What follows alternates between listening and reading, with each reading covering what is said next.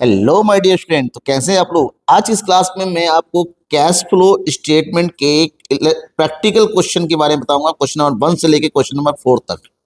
जहां practical question में आपको ऑपरेटिंग एक्टिविटी के बारे में बताया जाएगा कि cash flow from operating activity कैसे कैलकुलेट करेंगे। तो 1 बाय 1 चारों क्वेश्चन को सॉल्व करना है हमें। तो पहला क्वेश्चन देखिए, प्रैक्टिकल क्वेश्चन कुछ इस तरह से है। यहाँ पर ये आपकी एनसीईआरटी बुक का क्वेश्चन है, ठीक है। और बहुत ही जरूरी है कि आप आपके एनसीईआरटी बुक के बारे में भी अच्छे से समझे। तो Anand limited arrive at a net income of 5 lakh. ये हमारे पास नेट इनकम मतलब प्रॉफिट दे रखा है, क्योंकि आपको पता होना चाहिए कि ऑपरेटिंग एक्टिविटी की शुरुआत कहीं प्रॉफिट से होती है। सबसे पहले हमें प्रॉफिट लिखना पड़ता है, तो प्रॉफिट हमारे पास गिवन है for the year ended 31/12/17। Depreciation for the year was 2 lakh. Depreciation हमारा जो टर्म होता है वो नॉन कैश एक्टिविटी में आ जाता है। There was a profit of 50,000 on sale of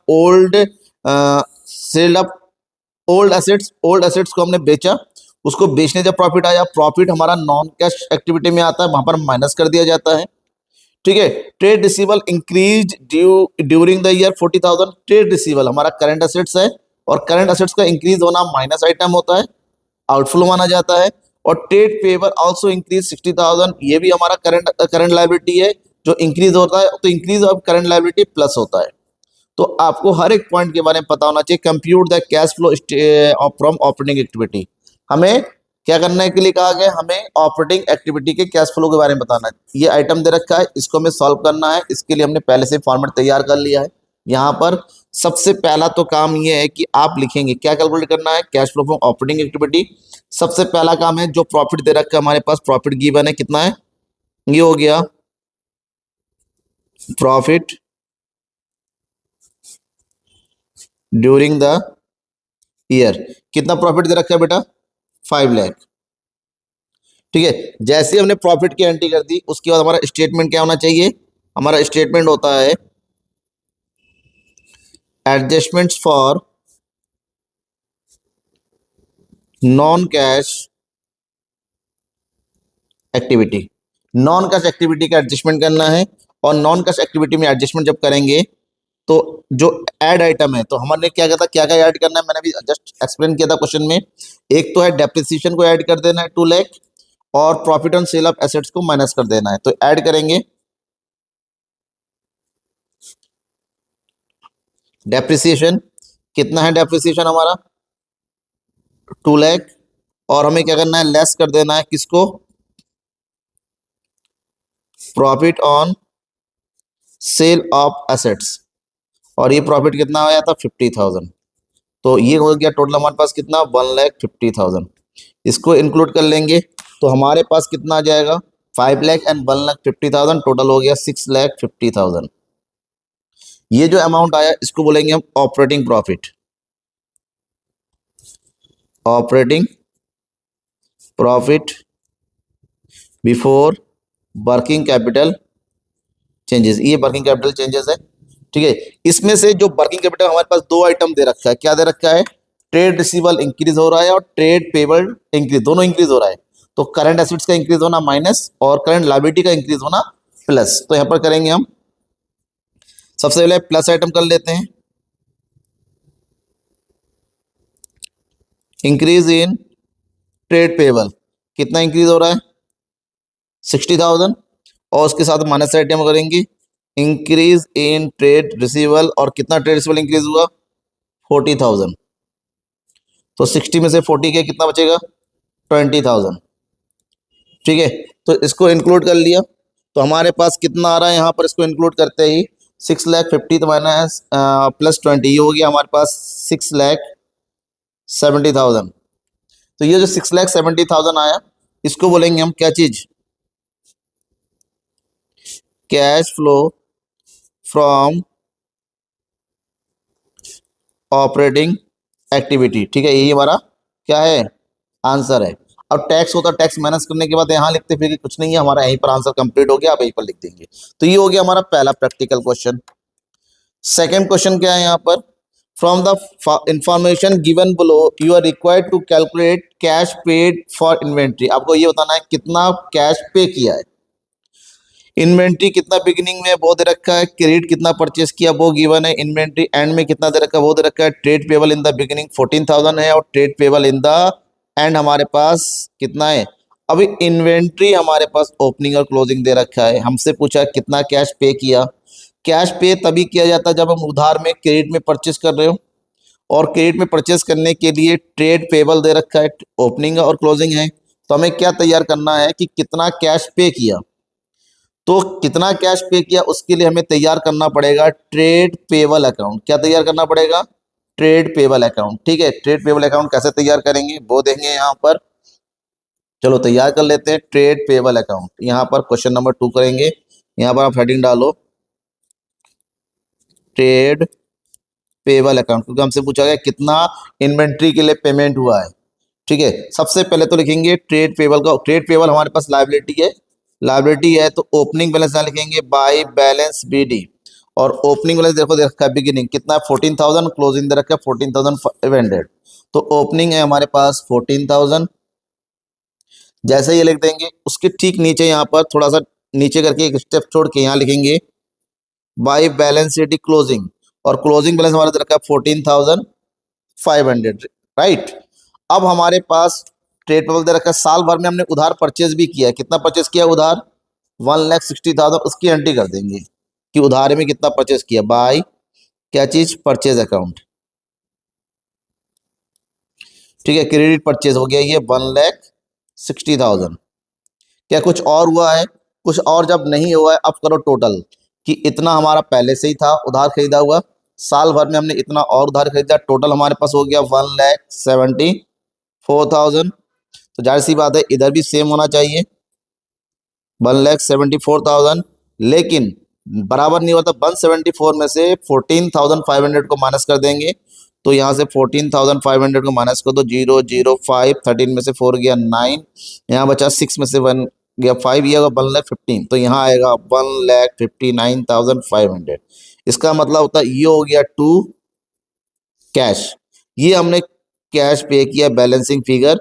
हमसे यही पूछा गया साल भर में कितना कैश पे किया, साल भर में हमने 1,59,500 का कैश पेमेंट कर दिया। That's clear. ये हो गया हमारा क्वेश्चन नंबर 2। अब बात करेंगे क्वेश्चन नंबर 3। अब इलस्ट्रेशन यहाँ पर जो क्वेश्चन नंबर 3 है ये इलस्ट्रेशन, सॉरी ये प्रैक्टिकल क्वेश्चन नंबर 3 है, ये प्रैक्टिकल क्वेश्चन नंबर 4 है। ठीक है, जब प्रैक्टिकल क्वेश्चन नंबर 3 की बात करेंगे, लिखा हुआ है for each and following transaction calculate the resulting cash flow and state the nature of cash flow, operating, investing, financing. हमारे पास 3 ट्रांजेक्शन है, आपसे बताना है कि कितना कैश फ्लो हुआ है, साथ साथ ये भी बताना है कि कैश फ्लो ऑपरेटिंग का है, इन्वेस्टिंग का है या फाइनेंसिंग का है। ठीक है, सबसे पहला पढ़ते हैं एक्योर्ड मशीनरी। मशीनरी टर्म हमेशा ध्यान रखिएगा, मशीनरी टर्म हमेशा किससे रिलेटेड होता है, इन्वेस्टिंग से रिलेटेड होता है। Paying 20% by cheque and executing a bond for balance payable. 20% तुरंत कैश से पेमेंट कर दिया है। जब पेमेंट कैश से हुआ है तो मतलब ये क्या हुआ, आउटफ्लो हो गया। पेमेंट का मतलब ही आउटफ्लो होता है। हमें लिखना क्या है यहाँ पर, हमें लिखना इस तरह से है। ठीक है,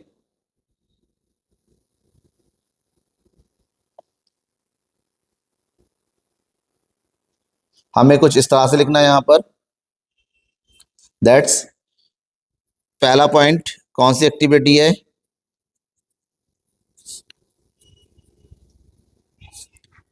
इन्वेस्टिंग एक्टिविटी है। अब इन्वेस्टिंग एक्टिविटी जब है तो इन्वेस्टिंग एक्टिविटी में क्या हो रहा है, आउटफ्लो हो रहा है, आउटफ्लो ऑफ कैश हो रहा है। कितना आउटफ्लो हो रहा है, टोटल अमाउंट था 2,50,000, 2,50,000 का 20% ही पेमेंट हो रहा है, तो कितना हो रहा है 50,000 रुपीज का आउटफ्लो हो गया। ठीक है, ये पहले वाले का आंसर हो गया। अब हमें करना है सेकेंड वाला बी पॉइंट।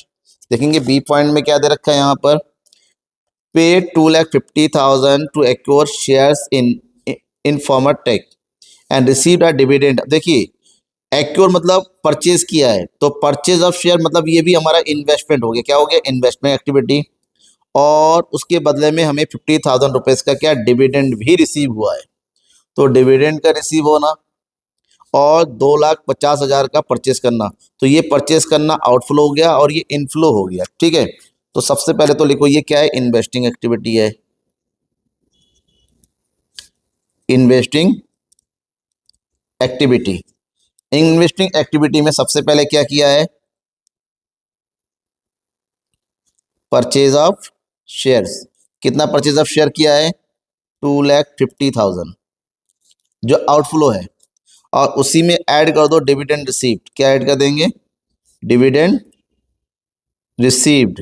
डिविडेंड कितना रिसीव हुआ, डिविडेंड रिसीव हुआ जाके 50,000 इस, ठीक है। तो टोटल अमाउंट कितना आ गया यहाँ पर, 2 लाख। जो 2 लाख है हमारे पास, माइनस का है ये प्लस का है, 2 लाख हो गया। इसका मतलब क्या हो गया, आउटफ्लो हुआ है, आउटफ्लो ऑफ कैश। कितने अमाउंट का, 2 लाख रुपीज का, ठीक है। अब बात करेंगे हम किसके, point number C, third point. क्या लिखा हुआ है यहाँ पर, sold machinery of original cost 2 lakh with the accumulated depreciation of 1,60,000 for 60,000, ठीक है। तो हमसे ये कहा गया है कि मशीन को सेल किया, मशीन को सेल किया, कितने में सेल किया, मशीन को सेल किया जाके 60,000 में। तो 60,000 का इनफ्लो हुआ, इन्वेस्टिंग एक्टिविटी है। और 2 लाख की मशीन है, उसमें 160 का डेप्रिसिएशन लग गया, तो बचा 40,000। सेल कर रहे हैं 60,000 में, इसका मतलब ये हुआ 20,000 का प्रॉफिट हो गया। और प्रॉफिट आता ऑपरेटिंग एक्टिविटी में, मतलब इस ट्रांजैक्शन में दो जगह एंट्री होगी। सबसे पहले है इन्वेस्टिंग एक्टिविटी, इन्वेस्टिंग एक्टिविटी में क्या आ रहा है, इनफ्लो हो रहा है। क्या हो रहा है, इनफ्लो।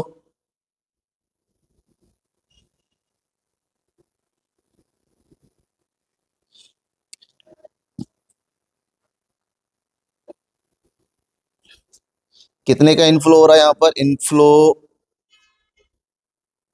Of cash. कितने का इनफ्लो ऑफ कैश हो रहा है, 60,000 रुपीज का, ठीक है। और दूसरा है ऑपरेटिंग एक्टिविटी, ऑपरेटिंग एक्टिविटी में क्या इंक्लूड करेंगे, प्रॉफिट। क्या इंक्लूड करना है, profit on sale of machinery. कितना प्रॉफिट हो रहा है, 20,000, ठीक है। ये इस तरह से आंसर देना है। अब बारी है लास्ट क्वेश्चन की, और लास्ट क्वेश्चन हमारे क्या है यहाँ पर, कुछ इस तरह से देखिए, चेक कीजिए। The following is the profit and loss account of Yamuna limited. Profit and loss है, balance sheet, profit and loss account है। और हमसे ये कहा गया है, रेवेन्यू दे रखा है, ये दे रखा है, प्रॉफिट बिफोर टैक्स वाला सब कुछ दे रखा है। हमसे कहा गया है compute net cash from the operation, हमसे ऑपरेटिंग एक्टिविटी करना है। अब देखिए जो करंट एसेट्स करंट लायबिलिटी यहाँ पर दे रखा है, ट्रेड रिसीवेबल डिक्रीज, तो हमारा ये माइनस आइटम है। Decrease in current assets minus होता है, सॉरी प्लस होता है, सॉरी प्लस होता है। Prepaid expense increase, prepaid expense हमारा करंट एसेट इंक्रीज हो रहा है, तो इसको माइनस कर देंगे, ठीक है। इसके अलावा और क्या है, trade payable increase, current liability increase हो रहा है, तो प्लस कर देंगे। Outstanding expense payable, current liability है, इंक्रीज हो रहा है, इसको भी क्या कर देंगे, प्लस कर देंगे। और अदर एक्सपेंस इंक्लूडिंग डेप्रिसिएशन, ये डेप्रिसिएशन है, ये क्या है, नॉन कैश है, जो प्लस हो जाएगा नॉन कैश में। और हमारे पास प्रॉफिट दे रखा है 1,50,000, ये प्रॉफिट होता है, ठीक है। अब इससे रिगार्डिंग हमसे ऑपरेटिंग एक्टिविटी बनाने के लिए कहा गया है। तो जब ये बनाने के लिए कहा जाता है, सबसे पहले तो लिखो profit, profit during the year. कितना प्रॉफिट दे रखा है ड्यूरिंग द ईयर, 1,50,000 का प्रॉफिट कल होके आया है। इसमें तुरंत हमें लिखना है क्या, adjustment, adjustment for non cash activity. और नॉन कैश एक्टिविटी के नाम पे केवल हमारे पास एक ही आइटम है, वो है डेप्रिसिएशन। और वैल्यू ऑफ डेप्रिसिएशन हमारे पास अभी जस्ट मैंने बताया था, कितना दे रखा है, 25,000। तो ये 25 को ऐड करेंगे, हमारे पास आएगा 1,75,000। ये जो 1,75,000 आया, इसको बोलेंगे operating profit, operating profit before working capital changes. और वर्किंग कैपिटल के नाम पे हमारे पास बहुत सारे आइटम दे रखे हैं, मैंने बताया क्या क्या, एक आइटम माइनस का हो रहा है, बाकी सब प्लस का हो रहा है। तो सबसे पहले प्लस वाले आइटम को लिख लेते हैं, ठीक है। प्लस का आइटम क्या हो जाएगा, यहाँ पर प्लस का आइटम है ट्रेड रिसीवेबल डिक्रीज, तो लिखेंगे यहां पर डिक्रीज इन ट्रेड रिसीवेबल, कितना डिक्रीज हो रहा है 30,000। उसके बाद प्लस का आइटम है trade payable increase, increase in trade payable, ये हमारे पास कितना दे रखा है 15,000। नेक्स्ट आइटम क्या हो रहा है आउटस्टैंडिंग एक्सपेंसेस, ये भी हो जाएगा इंक्रीज इन आउटस्टैंडिंग एक्सपेंसेस 3,000। तो नेट इंक्रीज जो टोटल हो जाएगा ये 48,000। इसमें से एक आइटम माइनस हो रहा है, उसको ऐड कर they increase in prepaid expense, कितना हो जाएगा 5,000। तो 48,000 से 5,000 माइनस कर देंगे तो हमारे पास आ जाएगा 43,000। ठीक है, अब इसको इंक्लूड कीजिए, तो ये हो गया 00051387111 और ये हो गया 2,18,000। ये जो आया cash flow from operating activity. ठीक है, मतलब आंसर। That's clear. कोई डाउट होता तो जरूर बताइएगा, कैलकुलेशन करने में, समझने में, स्टेप टू स्टेप किसी भी बात में कोई प्रॉब्लम है देन आस्क। ओके, कहाँ पर आस्क करेंगे, आपको क्या करना है कमेंट बॉक्स में लिख के बताना है सर ये प्रॉब्लम आ रही है, आपकी हर एक प्रॉब्लम का सोल्यूशन आपको मिल जाएगा। Thank you and bye.